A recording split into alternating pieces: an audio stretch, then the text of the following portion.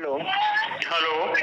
हाँ सर जी, मैं ये बोल रहा हूँ कि आपको ऐसा लगता है तो पोल 90% लोग चाह रहे हैं आपके साथ है हड़ताल के लिए, तो 10% लोग आपको गुमराह कर रहे हैं सर। मेरा ये कहना है कि आपको ऐसा लगता है कि अध्यक्ष को छोड़ दीजिए, ब्लॉक अध्यक्ष, जिला अध्यक्ष को। आप तो आम जीआरएस से ओपनिंग पोल करा लीजिए। अगर 90% नहीं आए तो मत हड़ताल चलने देना। 90% में बोल रहा हूँ कि आपके पक्ष में, आप तो हड़ताल चलने दीजिए। मैं आपसे यही बोल रहा हूँ। आप ब्लॉक लेवल पे मीटिंग करके न जिला सदस्य, जिला अध्यक्ष से राय लेके, ये तो सब गुमराह कर रहे हैं सर। मैं आपसे ये बोलना चाहता हूँ। मैं भी यही चाहता हूँ और मैंने ये बोला कि बिना आदेश के हड़ताल खत्म नहीं करूंगा। ठीक। दोस्तों, आज के इस ऑडियो विश्लेषण में हम जानेंगे कि हमारी ये अनिश्चितकालीन हड़ताल चलेगी या नहीं चलेगी, और यदि ये हड़ताल बंद होगी तो इसका मेन मुख्य कारण क्या रहेगा, मुख्य वजह क्या रहेगी। इसको आप अंत तक ध्यान से सुनिएगा तो आपको आपके हर प्रश्न का जवाब मिल जाएगा इस ऑडियो विश्लेषण के द्वारा, जिसमें एक आम जीआरएस और रितेश तिवारी जी का वार्तालाप है। तो इससे क्या होगा सर, मैं आपको ये बोलना चाह रहा, आप मेरे से ज्यादा अनुभवी है, पर मैं आपसे ये रिक्वेस्ट कर रहा हूँ कि एक ओपनिंग पोल आपके द्वारा खोला जाए, जैसे अन्य जीआरएस कर रहा है। आप बात नहीं सुन रहे हो। हाँ सर बोलिए। 20 दिन हो गए हड़ताल करते मेरे को। ठीक। ठीक सर, ठीक। आपके बड़बानी ने मेरे को क्या वो आर्थिक मदद करी है। मैंने 500 रुपए की राशि करी थी, मांगी थी आपसे आंदोलन के लिए, कोर्ट में केस के लिए, भोपाल में आंदोलन के लिए। तो आपके जिले ने पैसा तो वसूल लिया जीआरएस से। 20 दिन हो गए। तो और देखिए, यहाँ पर रितेश तिवारी जी का कहना बिल्कुल जायज़ है, बिल्कुल सही है कि भूखे भजन ना होए गोपाल। बिना खाली हाथ मुंह तक नहीं जाता है। अब यहाँ पर कोई भी मध्य प्रदेश का जीआरएस भाई यदि रितेश तिवारी जी को कॉल करता है तो वो स्पष्ट कह सकते हैं कि आपके ज़िले ने या आपके ब्लॉक ने या आपकी जनपद ने इस आंदोलन के लिए क्या आर्थिक सहायता की, क्या आर्थिक मदद की, तो वहाँ पर आप निरुत्तर हो जाएंगे।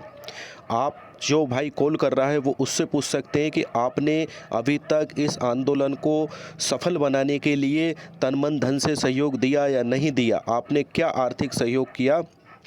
तो उनका कहना एकदम जायज़ है। क्यों? क्योंकि खाली हाथ मुंह तक नहीं जाता है दोस्तों। वो हमारे लिए दिन रात एक कर रहे हैं, आंदोलन को सफल करने के प्रयास में जुटे हुए हैं, तो उनकी ये पीड़ा जायज़ है। नहीं सर। और आज तक प्रदेश संगठन के खाते में पैसा डाला नहीं है। हाँ हाँ सही। तो ये पूरे मध्य प्रदेश के ब्लॉक अध्यक्ष और जिला अध्यक्ष अपने पास पैसा रख के बैठे। हाँ। अब आप कह रहे हो आंदोलन कंटिन्यू रखो, हड़ताल खत्म नहीं होना चाहिए, तो मैं जा रहा हूँ अभी 2 दिन के लिए अपने गाँव। हाँ। और अपना मकान बेचता हूँ और घर बेचता हूँ। देखिए, यहाँ पर आप उनके मन का संताप भली भांति समझ सकते हैं। उनका कहना ये है कि यदि आम जीआरएस भाई इस हड़ताल को जारी रखवाना चाहते हैं तो सीधी सी बात है, उन्होंने अपने ब्लॉक अध्यक्ष के पास में राशि जमा कर दी होगी और ब्लॉक अध्यक्ष ने जिला अध्यक्ष के पास में, तो ये एक लिंक रहता है। इसके तहत जो है प्रदेश के संगठन के खाते में राशि पहुंचती है। तो उनका कहना ये है, स्पष्ट कहना ये है कि यदि आम जीआरएस भाई हड़ताल जारी रखवाना चाहता है तो उसने राशि जमा कर दी होगी, तो वो अभी तक संगठन के खाते में पहुंच जाना चाहिए था। और यदि उन्होंने अभी तक राशि जमा नहीं करी है और बोल रहे हैं कि हड़ताल जारी रखो, हड़ताल जारी रखो, तो ये तो वही बात हो गई है कि भूखे भजन ना होए।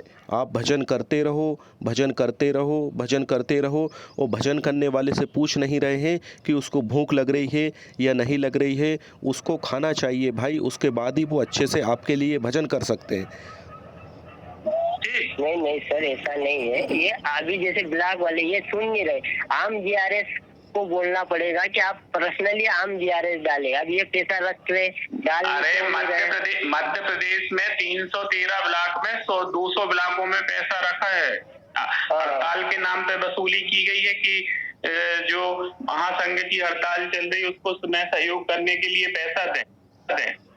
देखिए, यहाँ पर तिवारी जी स्पष्ट कह रहे हैं कि मध्य प्रदेश में 313 ब्लॉक आते हैं।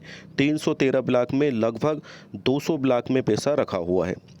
अब आम जीआरएस भाई का दायित्व है कि वो अपने ब्लॉक अध्यक्ष से पूछे कि भाई हमने इस हड़ताल को सफल बनाने के लिए जो सहायता राशि, जो सहयोग राशि दी थी, क्या वो प्रदेश संगठन के खाते में जमा कर दी गई है या नहीं की गई है। यदि जमा कर दी गई है तो फिर रितेश तिवारी जी का ये मैसेज आया है कि अभी तक उनके पास में प्रदेश संगठन के खाते में सहयोग निधि, संघर्ष निधि नहीं पहुंची है। और यदि नहीं की गई है आपके द्वारा तो क्यों नहीं की गई है, क्या हड़ताल समाप्ति के बाद में की जाएगी, आपका उद्देश्य क्या है और इसको जमा करने में कितना समय लगेगा। तो ये आम जीआरएस भाई को अपने अध्यक्ष महोदय से तत्काल पूछना चाहिए, तभी इस समस्या का सफलतापूर्वक निवारण हो सकता है। ठीक। और आम जीआरएस का जो पैसा था वो दबा के अपने पास रख लिया है, 20 दिन से हो गए और उन्होंने पैसा नहीं डाला है, नहीं दिया है। ठीक है। आपके बड़वानी में कितने जीआरएस? सर बड़वानी में 400 से करीब है। मैं आपसे बोल रहा हूँ, मैं अपने राजपुर ब्लॉक की बात करता हूँ। मैं इसकी गारंटी लेता हूँ कि राजपुर ब्लॉक से मैं डलवाने का 500 रुपए प्रति जीआरएस से डलवाने का मैं वादा करता हूँ। कल ही डलवा दूंगा। आप तो नहीं, मेरी नहीं चलती है ब्लॉक अध्यक्ष। 20 दिन से आप डलवा नहीं पाए। ठीक। कल हमको कोर्ट में पैसा भिजवाना, जबलपुर 10 तारीख को पेशी है, टिकट पेशी है। ठीक। अभी इतना सब पूरा संगठन जो चलता है पैसे की वजह से चलता है। और कोई मैंने 5000 यहाँ पर तिवारी जी का स्पष्ट कहना ये है कि कोर्ट में जैसे केस लगा हुआ है तो क्या वो केस लड़ने के लिए पैसों की आवश्यकता नहीं पड़ेगी, क्या वहाँ वकीलों को, हाई कोर्ट के वकीलों को फीस नहीं देना पड़ेगी, क्या वहाँ आने जाने में खर्च नहीं होगा, या ये भोपाल में रह रहे हैं तो उसमें खर्च नहीं होगा, क्या ये किसी मंत्री से, विधायक से मिलने जाते हैं, मिलकर आते हैं तो उसमें व्यय नहीं होगा। तो इनका स्पष्ट कहना ये है कि भाई यदि आप हड़ताल जारी रखवाना चाहते हैं तो संघर्ष निधि की नितांत आवश्यकता है, और नहीं तो ये आंदोलन इसी तरह से दम तोड़ देगा जिस तरह से पानी के अभाव में एक प्यासा दम तोड़ देता है। 5000 रुपए नहीं मांगा आपसे कि 5000 रुपए दे दो। ठीक। 500 रुपए कोई बड़ी राशि नहीं है। देखिए, यहाँ पर उनका कहना ये है कि मैंने कोई आपसे 5 कॉलम की जानकारी नहीं मांगा हूँ जिस तरह से पूर्व में मांगी जाती रही है। मैं आपसे उससे 100 गुना कम आपसे ओनली जो है 500 रुपये की संघर्ष निधि मांग रहा हूँ, ताकि इस हड़ताल को अंजाम तक पहुँचा जा सके, ताकि जिला कैडर का आदेश या 30,000 का आदेश हाथ में लिया जा सके। मैं आपसे 5 कॉलम की जानकारी नहीं मांग रहा हूँ, ना ही उसका हिसाब किताब मांग रहा हूँ। तो उनका कहना यहाँ पर साफ साफ है। अब आम जीआरएस भाई खुद समझदार है। अब इतने साफ शब्दों में प्रदेश अध्यक्ष बोल रहे हैं तो क्लियर सी बात है, सीधी सी बात है कि आप लाख चिल्लाइए कि हड़ताल जारी रखिए, हड़ताल जारी रखिए, अनिश्चित हड़ताल आदेश जारी होने तक एकमात्र रास्ता है, इसको जारी रखिए। लेकिन सामने वाला कहाँ से जारी रखेगा? क्या अपना मकान बेचकर जारी रखेगा, या अपनी गाड़ी बेचकर जारी रखेगा, या अपनी ज़मीन बेचकर जारी रखेगा? हड़ताल ये दम तोड़ रही है धीरे धीरे पैसों के अभाव में, और वो स्पष्ट कह रहे हैं कि भाई आप मुझे 5 कॉलम की जानकारी मत दीजिए, आप मुझे संघर्ष निधि दीजिए, इस संघर्ष को करने के लिए निधि दीजिए। बिना निधि के ये संघर्ष सफल नहीं हो पाएगा, क्योंकि इसका फिर एकमात्र रास्ता यही रहेगा कि मैं मेरा घर बेचूं, मेरी ज़मीन बेचूं, तब जाकर इस हड़ताल को सफल करूं। ऐसा कहना तिवारी जी का है, या फिर आप मेरा सहयोग करिए। तो लोगों ने, आम जीआरएस ने बोला हड़ताल में करो, हड़ताल में कूद जाओ, हड़ताल करो, फिर सहयोग क्यों नहीं किया? यहाँ पर उनका कहना ये है कि भाई यदि आम जीआरएस भाई की ये भावना है कि आंदोलन करो, हड़ताल करो, और उसके बाद में अनिश्चितकालीन हड़ताल करो, आदेश जारी होने तक हड़ताल करो, तो वो जो जीआरएस भाई कह रहे हैं उनसे, उनकी अंतरात्मा से वो पूछें कि क्या उन्होंने आर्थिक सहयोग किया है या नहीं किया है। और यदि नहीं किया है तो आप इसको इस तरह से समझ सकते हैं कि आप जैसे जीआरएस की सेवा देते हैं, तो क्या आप फ्री में जीआरएस की सेवा देते हैं? आपकी जो जीआरएस की नौकरी है, ग्राम रोजगार सहायक की नौकरी है, तो क्या इसके लिए आपको मानदेय नहीं मिलता है? क्या वेतन नहीं मिलता है? भले ही 300 रुपये रोज़ मिलता है, 9,000 रुपये महीने मिलता है, लेकिन मिलता तो है। उसी आस में आप दिन रात काम करते हैं। तो ठीक इसी तरह से तिवारी जी भोपाल में रहकर जीआरएस हित में इस हड़ताल को सफल करने के लिए यदि दिन रात काम करते हैं, तो क्या उनको उनका परिश्रम का भुगतान नहीं होना चाहिए? क्या वो जेब से खर्चे करेंगे? तो वो अगर व्यय करेंगे, स्वयं भी करेंगे, तो कब तक करेंगे और कितना करेंगे? और कोई भी व्यक्ति जेब से खर्चा नहीं करना चाहेगा। इस हड़ताल को सफल बनाने के लिए संघर्ष निधि की नितांत आवश्यकता है। यदि आप स्वयं प्रदेश अध्यक्ष के पद पर अपने आप को रखकर देखें, तो क्या आप बिना संघर्ष निधि के इस हड़ताल को सफल बना सकते हैं या नहीं बना सकते? और आप कब तक संघर्ष कर सकते हैं बिना संघर्ष निधि के? फिर आपके दिमाग में ये आएगा कि अरे यार, मुझे फंसा दिया गया है, मुझे हड़ताल में धक्का दिया गया है, धकेल दिया गया है और अब मेरा सहयोग नहीं हो रहा है। तो इसके लिए जो है धीरे धीरे फिर ये हड़ताल जो है समाप्ति की ओर बढ़ने लगेगी। अब इसका एकमात्र उपाय और भी है, बहुत ही अच्छा उपाय है, जो कि इस ऑडियो में आपको आगे सुनने के लिए मिलेगा। सही बात है। तो ठीक है, अब भाई हड़ताल चलाना है, सब कुछ करना है, तो जा रहा हूँ मैं नहीं वो आप मैं जा रहा हूँ अपनी जमीन बेचूं, मकान बेचूं, क्योंकि अब जीआरएस को हड़ताल में जारी रखना है, जिला कैडर दिलवाना है, सब कुछ करना है, तो मेरे को करना पड़ेगा। यहाँ पर तिवारी जी कह रहे हैं कि भाई जीआरएस की भावना है कि अनिश्चित काल तक हड़ताल करिए, आचार संहिता लगने तक हड़ताल करिए और बिना जिला के डर के हड़ताल वापस मत करिए। अब जो है एक और तो मुझे संघर्ष निधि नहीं दी जा रही है और हर जीआरएस भाई का कहना है कि हड़ताल जारी रखिए, हर ब्लॉक का कहना है, हर जनपद का कहना है। तो फिर मैं क्या करूं? मुझे जीआरएस भाई की भावनाओं की कदर भी करना है, तो भैया मैं मेरा मकान बेचूं, घर बेचूं, यहाँ पर उनके मन की वेदना को आप समझिए। तो फिर उसके बाद में सामने वाले के पास में और क्या रास्ता बचा है? या तो वो जो है एक आदेश निकालें ऊपर से संगठन से कि भाई संघर्ष निधि के अभाव में इस हड़ताल को समाप्त किया जा रहा है। तो आप कल्पना कर सकते हैं कि कितनी भयावह स्थिति रहेगी। कौन व्यक्ति फिर प्रदेश अध्यक्ष के पद पर आसीन होना चाहेगा? और इसमें जो है काफ़ी कुछ महत्वपूर्ण चीज़ें आपको और भी आगे सुनने को व समझने को मिलेगी। नहीं सर, ऐसा नहीं करना है अपने को पर्सनली। और एक बार कभी ये जिला अध्यक्ष और ब्लॉक अध्यक्ष यही चाह रहे कि कितने जल्दी इनका आंदोलन विफल हो, ठीक है ना?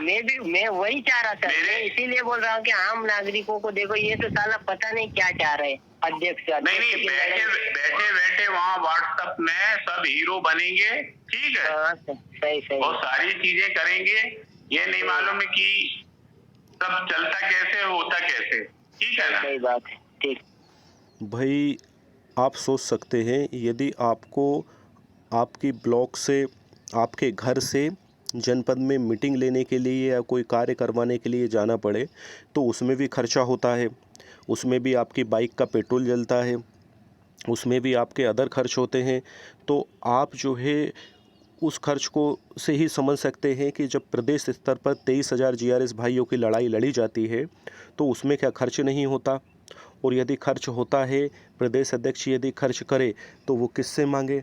क्या वो इस तरह से बोले कि मैं आपको नियमित करवा रहा हूँ, आप 5 कलम की जानकारी जो है तैयार रखिएगा और आपके 5 कलम की जानकारी ऊपर दे दी जाएगी, जिससे कि आदरणीय खुश हो जाएंगे और आपका नियमितीकरण हो जाएगा? तो क्या इस तरह से झूठ बोलकर आपसे संघर्ष निधि लें, या स्पष्ट बोलकर लें कि भाई संघर्ष निधि के अभाव में ये आंदोलन दम तोड़ रहा है और यदि अब संघर्ष निधि नहीं दी गई तो ये आंदोलन अधिक समय तक नहीं चल पाएगा और संघर्ष निधि के अभाव में ये हड़ताल अनिश्चित काल तक नहीं हो पाएगी। अनिश्चित काल तक हड़ताल तभी सफल हो पाएगी जबकि सही और उचित संघर्ष निधि प्रदेश के खाते में, संगठन के खाते में डाली जाए। तो वही मेरा कहने का मतलब है। मैं तो देखो, मैंने बोला कि मैं बिना प्रणाम के हड़ताल वापस नहीं करूंगा, ठीक है? कल मामा मामी यात्रा में यहाँ पर प्रदेश अध्यक्ष का कहना यह है कि मैं लाख कहूँ कि मैं बिना परिणाम के हड़ताल समाप्त नहीं करूँगा, और हमारा आम जीआरएस भाई भी लाख कहे कि आप जो है अनिश्चितकालीन हड़ताल करिए, आदेश जारी होने तक हड़ताल करिए, इस हड़ताल को वापस मत लेना, और नहीं तो मैं जो है इस्तीफ़ा दे दूँगा, लेकिन इस जॉब को नहीं करना चाहूँगा। लेकिन वास्तविकता तो ये है ना कि ये हड़ताल तभी सफल होगी जब इसमें राशि आएगी, जब इसमें फंड्स आएगा और एक एक रुपए का बाकायदा हिसाब रखा जाएगा। और यदि आम जीआरएस भाई को यदि लगता है कि कहीं ऐसा तो नहीं कि हमारे पैसों का दुरुपयोग होगा, क्योंकि दूध का जला छाछ भी फूंक फूंक कर पीता है। 5 कलम की जानकारी का जला 500 रुपये भी देने में 500 बार सोचेगा। तो उसके एकमात्र उपाय ये है कि संगठन की ओर से, प्रदेश संगठन की ओर से एक सीए को हायर कर लिया जाए, चार्टेड अकाउंटेंट को हायर कर लिया जाए, जो कि प्रदेश के जीआरएस भाइयों द्वारा दी गई संघर्ष निधि का पाई का हिसाब रखेंगे। भगवान उनको क्या बोलते हैं, माननीय मुख्यमंत्री जी ने उनने कहा उनकी भावनाओं का सबका ध्यान रखते हैं, अच्छा कहा, लेकिन आदेश अपन को सिर्फ आश्वासन मिला है। ठीक, सही। अब मध्य प्रदेश का लगभग 50% जीआरएस। मामा मामी जो यात्रा हुई थी उसमें आपको क्या लगता है, क्या वो सफल हुई? मामा मामी दर्शन यात्रा, क्या उसका उद्देश्य केवल ये था कि मामा जी के दर्शन कर लिए जाएं और आश्वासन प्राप्त कर लिया जाए? उस यात्रा का अंतिम उद्देश्य क्या था कि जीआरएस भाइयों की पीड़ा मामा जी के सामने रखी जाए कि किस तरह से मध्य प्रदेश का जीआरएस भाई कितने लंबे समय से शासन की समस्त प्रकार की ऑनलाइन ऑफलाइन योजनाओं का संचालन कर रहा है और वो कब तक करता रहेगा। इसलिए आदरणीय मामा जी, आप उनका जिला केडर का, हमारा जिला केडर का तत्काल आदेश जारी करिए, क्योंकि हमारे जीवन का आधा कार्यकाल, 14-15 साल का कार्यकाल बीत चुका है मात्र 300 रुपये रोज़ में काम करते हुए, बल्कि पहले 3200 रुपये मिलते थे तो उससे भी कम में काम करते हुए। और हमारे ही समकक्ष, हमारे ही भाई पंचायत सचिव को 34-35 हज़ार रुपये मिलते हैं, वो भी यही कार्य करते हैं और करते आ रहे हैं, बल्कि उनसे ज़्यादा एक जीआरएस भाई कार्य करता है। तो ये जब समकक्ष समान कार्य किया जा रहा है तो एक भाई को 34-35 हज़ार रुपये दिए जा रहे हैं और एक को मात्र 9,000 रुपये दिए जा रहे हैं, तो क्या ये जायज़ है? तो इसका उद्देश्य ये था। क्या इस तरह से सही प्रकार से मामा मामी यात्रा का उद्देश्य पूरा हो चुका? क्या मुख्यमंत्री की ओर से एक समुचित आश्वासन मिला है? कि आश्वासन से पेट भरा था? क्या आदरणीय मामा जी ने पहले आश्वासन नहीं दिया है? तो काफ़ी बातें विचार करने योग्य हैं और प्रत्येक जीआरएस भाई इसको अच्छी तरह से भली भांति चिंतन मनन कर सकता है। चाह रहा कि हड़ताल हो, लेकिन 50% ये चाह रहा हड़ताल ना हो। ठीक, तो हमें समझ में, यहाँ पर प्रदेश अध्यक्ष जी थोड़ा गलत बोल गए हैं। उनका कहना ये है कि 50% चाह रहे हैं कि हड़ताल हो और 50% चाह रहे हैं कि हड़ताल ना हो। बल्कि एक यदि व्हाट्सएप पर सोशल मीडिया के माध्यम से एक सर्वे कराया जाए तो उसमें आप पाएंगे कि लगभग 85% जीआरएस भाई चाह रहे हैं कि हड़ताल हो और 15% जीआरएस भाई नहीं चाह रहे हैं कि हड़ताल हो। तो 85% चाह रहे हैं, 15% नहीं चाह रहे हैं। तो 85% चाह रहे हैं, इसका मतलब ये है कि 85% संघर्ष निधि आ जाना चाहिए। इस हड़ताल को सफल बनाने के लिए ज़्यादा से ज़्यादा 15% ना आए।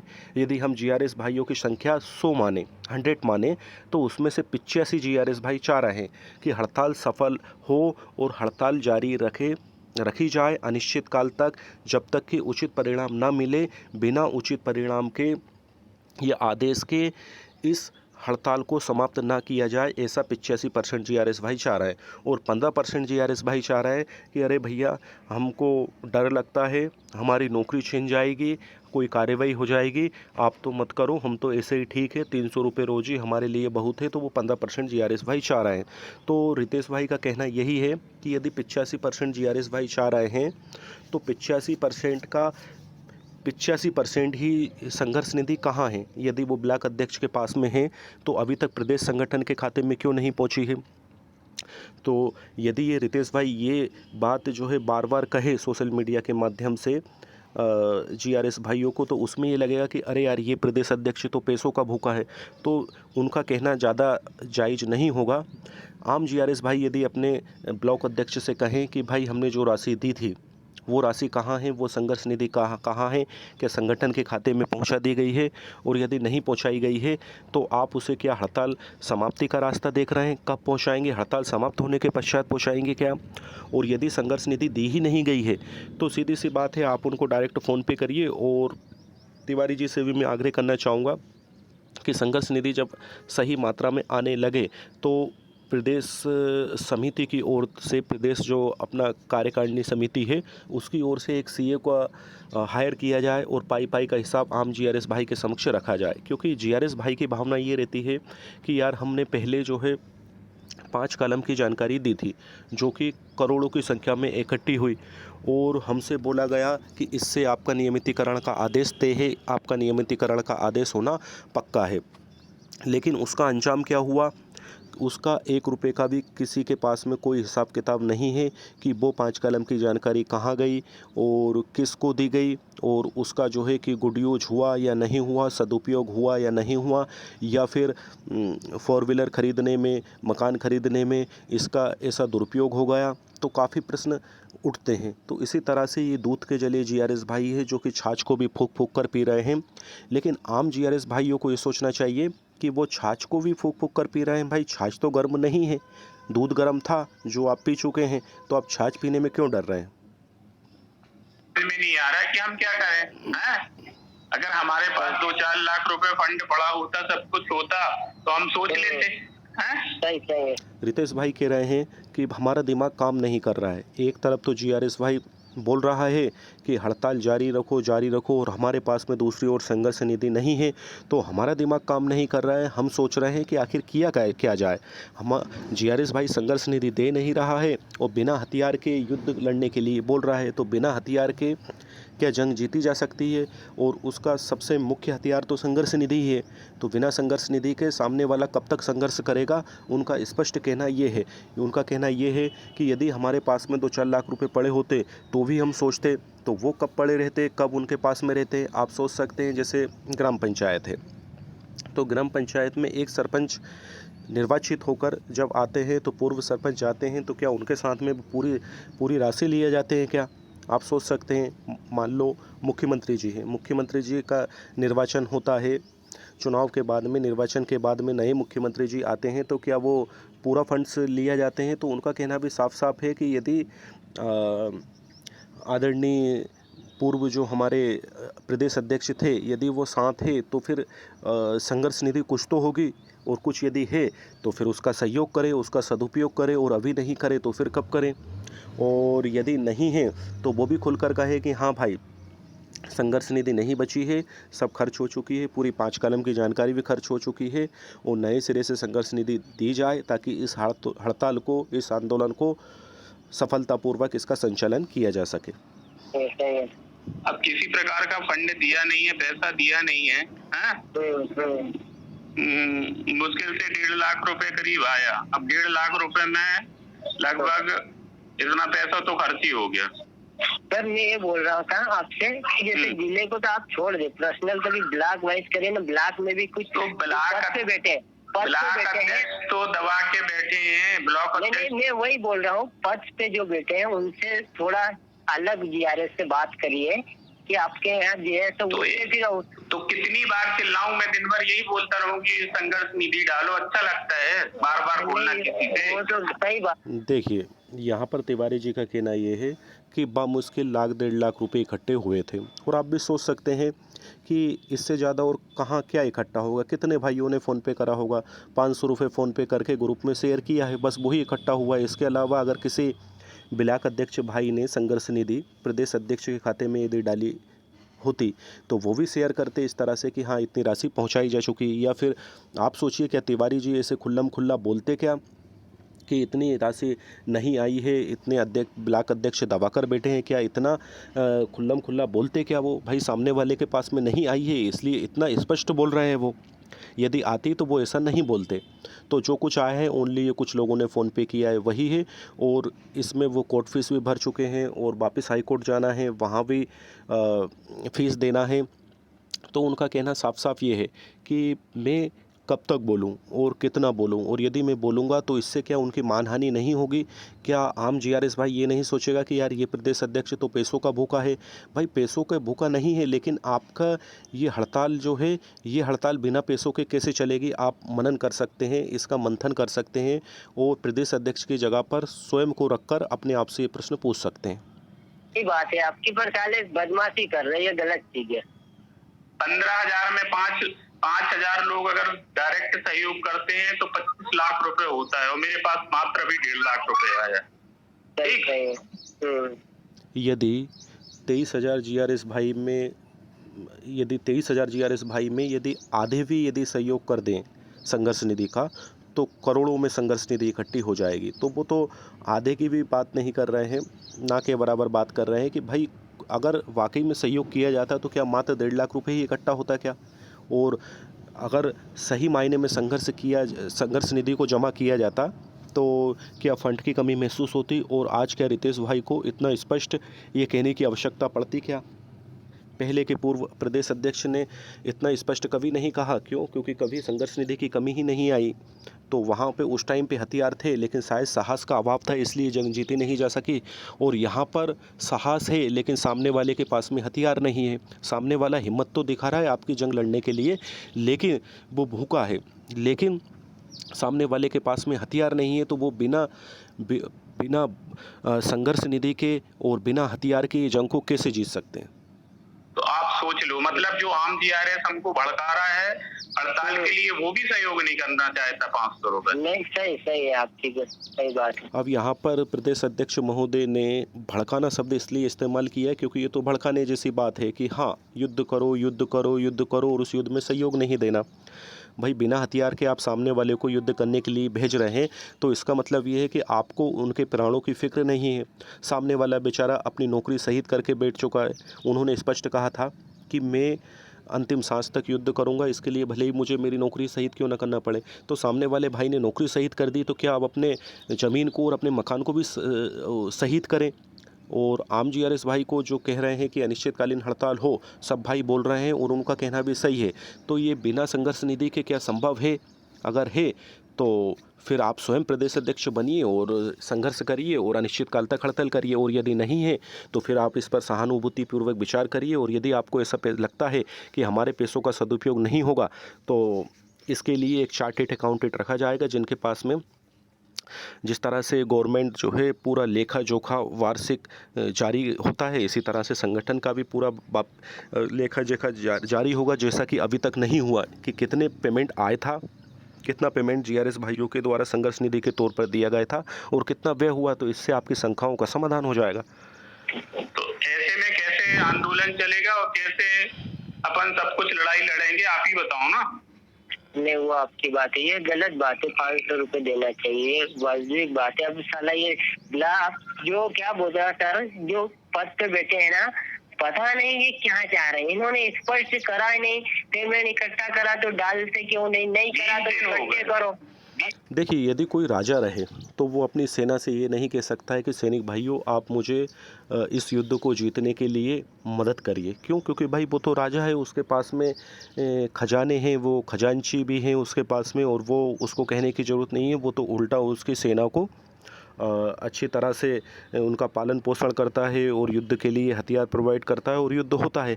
लेकिन यहाँ पर ये रितेश तिवारी जी कोई राजा नहीं है, ये एक आम जीआरएस भाई है जो कि आम जीआरएस भाई की हक की लड़ाई लड़ रहे हैं और आवाज़ बुलंद कर रहे हैं। तो वो सामने वाले क्या जेम से आवाज़ बुलंद करेंगे बिना संघर्ष निधि के? कब तक? और इस हड़ताल को अनिश्चित काल तक कब तक जारी रख सकते हैं? इसलिए संघर्ष निधि की नितांत आवश्यकता है। और जीआरएस भाई के मन में यदि कोई संदेह है तो वो खुलकर सामने रखे, लेकिन ऐसा नहीं कि इस हड़ताल को सफल बनाने के लिए संघर्ष निधि भी ना दें और बोलते रहे कि अनिश्चित काल तक जारी रखो। भाई आपको यदि नहीं देना है तो क्यों नहीं देना है? यदि आपका कहना है कि पहले मैंने 5 कॉलम की जानकारी दे दी थी तो उसमें रितेश भाई की क्या गलती है अगर दे दी थी? तो अब आप जंग लड़ रहे हैं, आवश्यकता तो अब है। 20 सही दिन बात हो है, गए। आपकी बिल्कुल बात सही है, मैं उसका तहे दिल से आभार व्यक्त करता हूँ। यहाँ पर तिवारी जी का कहना है कि लगभग आधे महीने से ज़्यादा हो गए, 20 दिन हो गए हैं और 20 दिन में मात्र लाख सवा लाख रुपए इकट्ठे हुए हैं। तो इससे उनको ये एहसास हो रहा है कि जीआरएस भाई तन मन धन से उनके साथ में नहीं है और खाली बोल रहे हैं कि आप इस हड़ताल को अनिश्चितकाल तक जारी रखो और आदेश मिलने तक जारी रखो, लेकिन कोई मदद के नाम पर कोई संघर्ष निधि नहीं दे रहा है। तो उनको ये लग रहा है कि मुझे जो है चने के झाड़ पर चढ़ाया जा रहा है। यदि नहीं चढ़ाया जा रहा है तो भाई संघर्ष निधि दो, और आप नहीं देना चाह रहे हैं तो उसका कारण बताओ, मैं उसका आपकी शंका का समाधान करता हूँ। मैं वही बोल रहा हूँ कि अपना आम जीआरएस है, आम जीआरएस भी कभी डालता, आपकी बात सही है। मेरी आज सेवा समाप्त हो गई। 500 लोगों की 400 लोगों की मध्य प्रदेश में सेवा समाप्त हो गई।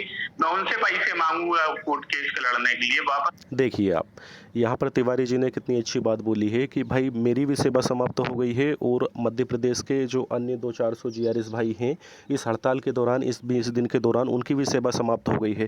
तो क्या मैं जो इस जंग में शहीद हो चुके हैं, क्या मैं उनसे युद्ध करने के लिए बोलूँगा क्या? भाई जो जीवित है उन्हीं से बोलूँगा ना, उन्हीं सैनिक भाइयों से बोलूँगा ना सेनापति होने के तौर पर। तो ठीक इसी तरह से जिन भाई की सेवा समाप्त हो चुकी है, तो क्या मैं उनसे, तिवारी जी का कहना है कि भाई मैं क्या उनसे बोलूँगा कि आप जो है ये संघर्ष निधि दीजिए और मैं आपकी जॉब वापस आपको दिलवाता हूँ? तो ये तो बड़ी बेशरम वाली बात हो जाएगी। भाई वो उन्हीं भाइयों से बोलेंगे ना जिनकी सेवा समाप्त नहीं हुई है और जो चाह रहे हैं कि अनिश्चितकाल तक हड़ताल हो। इनके अलावा और किन भाई से बोलेंगे? वापस लाने के लिए मैं उनसे पैसा मांगूंगा। सही बात है, सही बात मेरी भी हो गई, मैं उनसे बोलूंगा कि आप ले आओ, कोर्ट में लड़ना है या स्टे लाना है या कुछ भी करना, तो मैं उनको बोलूंगा कि पैसे लेके आओ। सही बात है। तो लोगों की जन भावना जो है ना वो ठीक नहीं है। वो ये सोच रहे हैं कि जो हमने इकट्ठा किया है वो रखे रहेंगे, चुपचाप धीरे से उसको अपन अपने यूज में कर लेंगे। क्या करना चाहिए? यहाँ पर साफ साफ स्पष्ट तिवारी जी बोल रहे हैं कि यदि उनकी भावना ठीक है तो वो संघर्ष निधि समय पर इस हड़ताल का सुचारू रूप से संचालन करने के लिए दे देना चाहिए था उनको अभी तक, और यदि नहीं दी है तो अब दे दें। क्या हड़ताल समाप्ति की रास्ता देख रहे हैं? और यदि उनकी भावना ठीक नहीं है तो इसका मतलब ये है कि उनकी भावना ये है कि ये संघर्ष निधि हमारे पास में ही रह जाए और हम इसको हमारे पर्सनल यूज में काम में ले लें। तो क्या आम जीआरएस भाई ये चाहता है क्या? बिल्कुल नहीं चाहता। तो आम जीआरएस भाई को ही इस विषय पर चिंतन मनन करना चाहिए और पहल करना चाहिए। जीआरएस का क्या करना? जीआरएस का संगठन तो पैसा देना, सही बात, बस यही है। और उनकी सोच भावना वही है। और मैं उनको कहना चाहता हूँ कि अगर वो नहीं देना चाहते तो जिनने जहाँ वसूली है, जिससे पैसा मेरे नाम से, हड़ताल के नाम से पैसा वसूला, वो आम जीआरएस को वापस कर दें। देखिए यहाँ पर वो स्पष्ट कह रहे हैं कि यदि भाई आपको नहीं देना है, आपने जो है संगठन के नाम से, इस हड़ताल के नाम से यदि चंदा ले लिया है, संघर्ष निधि ले ली है और आप मुझे भी नहीं देना चाह रहे हैं, तो आप मुझे मत दीजिए, आप बेचारे उस आम जीआरएस भाई को लौटा दीजिए। आप उस आम जीआरएस भाई को लौटा दीजिए, कम से कम वो उनके सदुपयोग हो जाएगा। और यदि आप उनको भी नहीं लौटाते हैं और प्रदेश संगठन के खाते में भी जमा नहीं करते हैं और सोचते हैं कि हम उसका गबन कर लें, हम उसको अपने उपयोग में ले लें, तो ये तो नाजायज़ बात होगी। ठीक है, अपने पास रखने का कोई वो नहीं है। हाँ, एक वीडियो बना के डाल दीजिए सर। जैसे पुराने संगठन में होता था कि यहाँ पर ये कह रहे हैं कि एक वीडियो बनाकर डाल दीजिए, तो बेचारे तिवारी जी को ये शोभा नहीं देता, प्रदेश अध्यक्ष को ये शोभा नहीं देता कि वो बार बार ऐसा वीडियो डालकर भेजे। वो हम जैसे भाई उनके जो सहयोगी रहते हैं, जो सही बात सामने लाते हैं, और हम देख सकते हैं कि यदि हम जैसे पूरे भारतवर्ष को देखें तो संविधान के भी 4 पिलर होते हैं जिसमें एक मीडिया होती है। तो यहाँ पर जीआरएस भाई के हड़ताल को, इस आंदोलन को अमली जामा पहनाने के लिए, सफल करने के लिए मीडिया की भी आवश्यकता है। तो मीडिया इतना समय दे नहीं सकती, तो किसी न किसी भाई को मीडिया का रोल निभाना पड़ता है। तो शायद हमारा चैनल जीआरएस भाई के इस हड़ताल को, इस आंदोलन को सफल करने के लिए यहाँ पर मीडिया का ही तो रोल निभा रहा है। और आम जीआरएस भाई इसको भी सपोर्ट कर सकते हैं, इस चैनल को सब्सक्राइब करें। तो जीआरएस भाई की बात को प्रदेश अध्यक्ष तक पहुंचाने में सहूलियत होगी और प्रदेश अध्यक्ष की बात को जिस तरह से अभी पहुंचाई जा रही है ये आपको अन्य यूट्यूब चैनल पर सुनने को देखने को नहीं मिलेगी जो इस चैनल पर मिल रही है। तो आगे भी इसी तरह की विशेष जानकारी आपको समय समय पर मिलती रहेगी। तो इसके लिए आप इतना तो कर सकते हैं अभी फ़िलहाल कि इस चैनल को सब्सक्राइब करके इस मुहिम को सपोर्ट कर सकते हैं, ताकि महत्वपूर्ण जानकारी जैसे अभी आपको ऐसी मिल रही है ऐसी भविष्य में भी मिलती रहेगी। प्रदेश अध्यक्ष के विचार आपको समय समय पर आप जो है प्रदेश अध्यक्ष के विचार से आगे भविष्य में भी अवगत होते रहेंगे और आपके जो विचार हैं वो प्रदेश कार्यकारिणी समिति तक समय समय पर पहुंचाए जाते रहेंगे। आपने 10 रुपए वसूला तो 2 रुपए दे दिया, 8 रुपए अपने बढ़िया उसमें खा लिए, इधर तो 2 रुपए भी नहीं दिए। ठीक, हाँ सही। उन्होंने कहा है कि भाई पूर्व में शायद ये होता होगा कि संघर्ष निधि के नाम पर 10 रुपये वसूल लिए जाते होंगे और 8 रुपये रख लेते होंगे, 2 रुपये ऊपर भेज देते होंगे, या 8 रुपये ऊपर भेज देते होंगे, 2 रुपये रख लेते होंगे, तो ऐसा चलता रहता होगा। लेकिन यहाँ पर तो कुछ भी नहीं दिया। मतलब उनका कहना ये है कि यहाँ पे मैं संघर्ष कर रहा हूँ, अनिश्चितकालीन हड़ताल का मुझसे बोला जा रहा है, तो संघर्ष निधि के नाम पर यहाँ तो मुझे खाली लाख सवा लाख रुपए की मेरी मदद की गई है।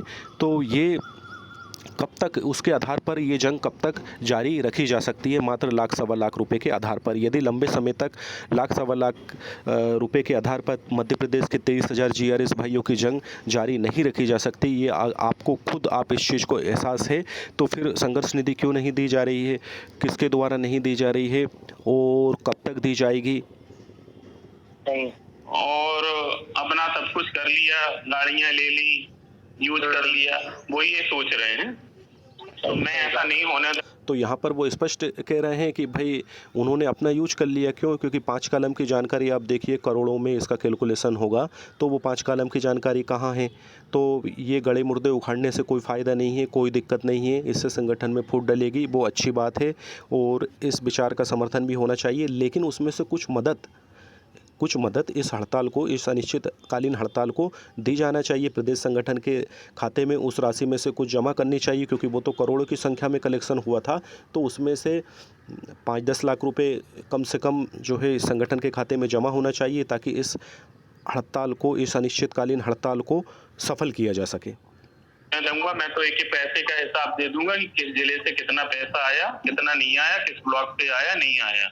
यहाँ पर वो स्पष्ट कह रहे हैं कि भाई मेरे मन में कोई खोट नहीं है, कोई मेल नहीं है, कोई पाप नहीं है, जो आ रहा है उसका पाई का मैं हिसाब दे दूंगा। भले ही जो है पहले आज तक दिया नहीं गया हो, लेकिन मैं पाई का हिसाब दे दूंगा। लेकिन मुझे वो पाई मिले तो सही, संघर्ष के लिए, संघर्ष निधि के तौर पर वो पहले वो पाई मिले तो सही, तभी तो मैं उसका हिसाब दे पाऊँगा। सही बात है। और मैं तो वापस करवाने की भी कोशिश करूंगा कि जहाँ से पैसा नहीं आया है उसको ब्लॉक अध्यक्ष और जिला अध्यक्ष को वापस करना पड़ेगा। कोई बकौती नहीं है कोई कि आप हमारे नाम से, हड़ताल के नाम से पैसा लेके और खा जाओ। आम जीआरएस का पैसा है, आपके खाने और खर्चे के लिए नहीं है। ये जीआरएस इसमें लगे तो ठीक है, नहीं कोई ना मेरे को अधिकार है ना किसी को अधिकार है। यहाँ पर वो स्पष्ट कह रहे हैं कि ये बपूती नहीं है, मतलब आपकी कमाई या आपके पिताजी की कमाई नहीं है, ये जीआरएस भाई के खून पसीने की कमाई है संघर्ष निधि।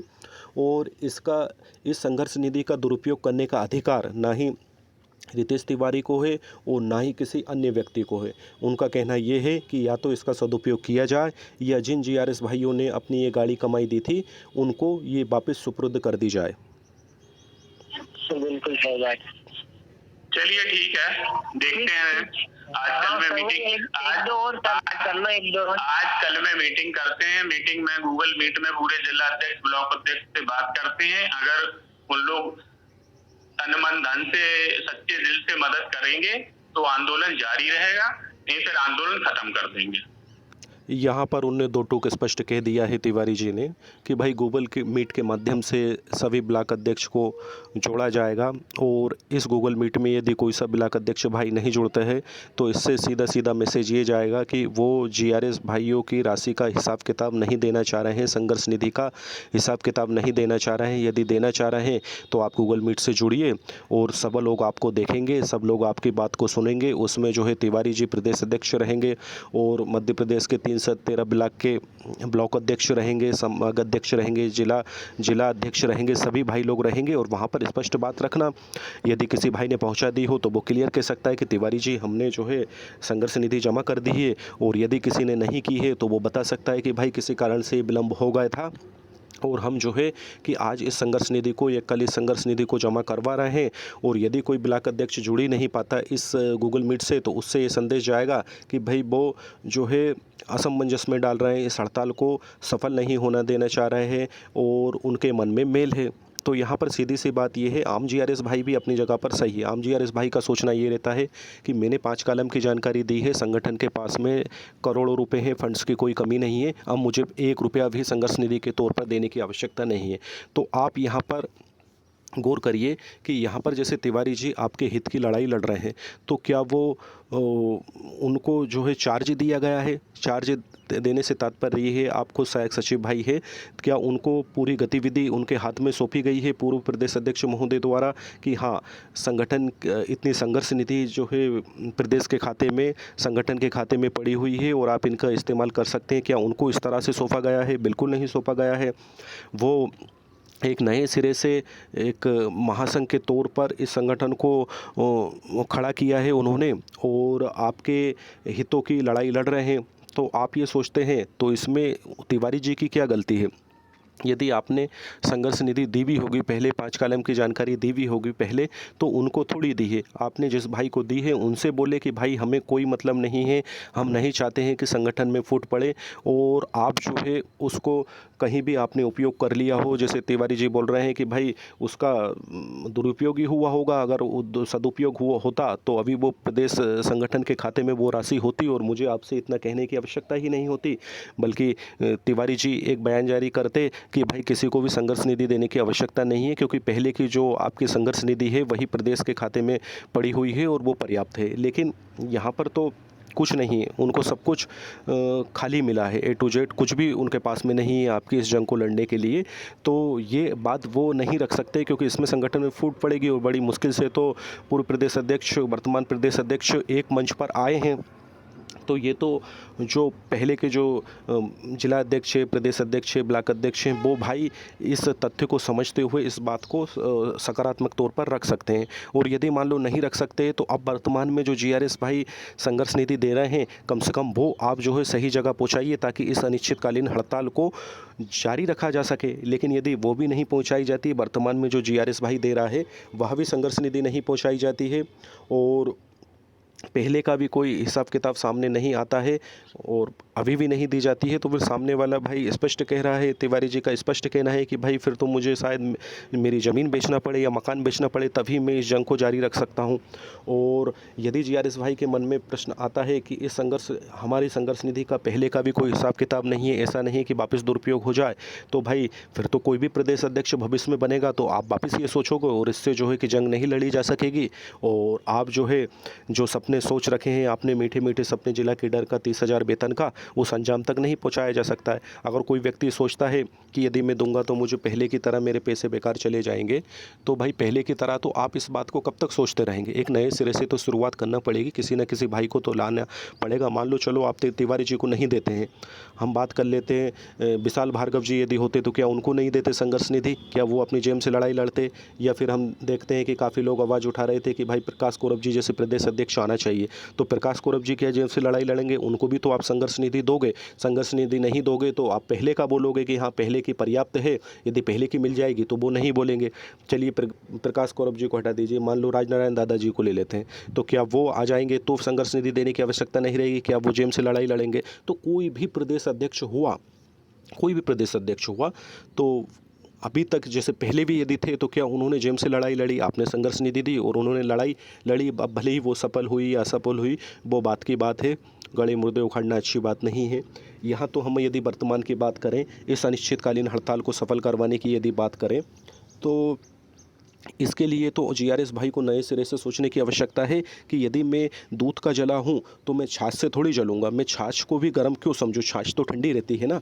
तो उनको एक मंथन करने की ज़रूरत है, या तो पूर्व राशि उनको सौंपी जाए जिससे कि वो इस हड़ताल को, इस जंग को सही अंजाम तक पहुंचा सके, और यदि पूर्व की पहले की राशि नहीं पहुंचा सके तो कोई दिक्कत नहीं, नए सिरे से इसका कलेक्शन किया जाए। और वर्तमान जो प्रदेश अध्यक्ष हैं वो क्लियर कह रहे हैं कि भाई मैं पाई का हिसाब आपको दूंगा कि कहाँ कितना व्यय हुआ, लेकिन आप दो तो सही इस हड़ताल को सही मायने तक पहुंचाने के लिए, सफल बनाने के लिए आप दीजिए तो सही। तो दोस्तों इसमें यहाँ पर क्या है, निष्पक्षतापूर्वक इस ऑडियो का विश्लेषण किया गया है ताकि आम जीआरएस भाई इस हड़ताल को, इस अनिश्चितकालीन हड़ताल को एक सही दशा दिशा में देख सके और प्रदेश अध्यक्ष की भावनाओं को भी अच्छी तरह से समझ सके। मुझे उम्मीद है दोस्तों आपको ये ऑडियो विश्लेषण बेहद पसंद आया होगा, और यदि आप भविष्य में चाहते हैं कि इसी तरह के महत्वपूर्ण ऑडियो वीडियो विश्लेषण आपको देखने सुनने को मिलते रहें, आप जीआरएस भाई यदि हैं और इस मुहिम से जुड़े रहें, समय समय पर आपको वास्तविक जानकारी से आप अवगत होते रहें, तो इसके लिए आप प्लीज़ इस चैनल को सब्सक्राइब कर लें। और दूसरा, इस वीडियो को, इस ऑडियो को शेयर करें ताकि आम जीआरएस भाई तक भी वास्तविक हकीकत पहुंच सके और वो भी अपने स्वविवेक से सही डिसीजन ले सकें। तो दोस्तों फ़िलहाल इस ऑडियो विश्लेषण में इतना ही। मिलते हैं अगले ऑडियो विश्लेषण में, तब तक के लिए जीआरएस एकता जिंदाबाद, भारत माता की जय, जय हिंद।